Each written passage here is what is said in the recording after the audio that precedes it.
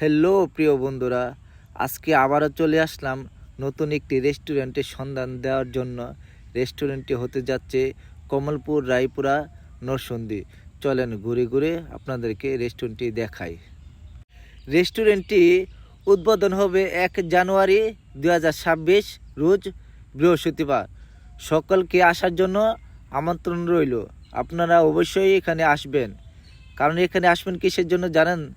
যারা ঘুরতে ইচ্ছুক, ঘুরতে পাগল, তারা অবশ্যই এই জায়গাটা দেখলে খুবই ভালো লাগবে এবং খুব মনোমুগ্ধকর একটি জায়গা।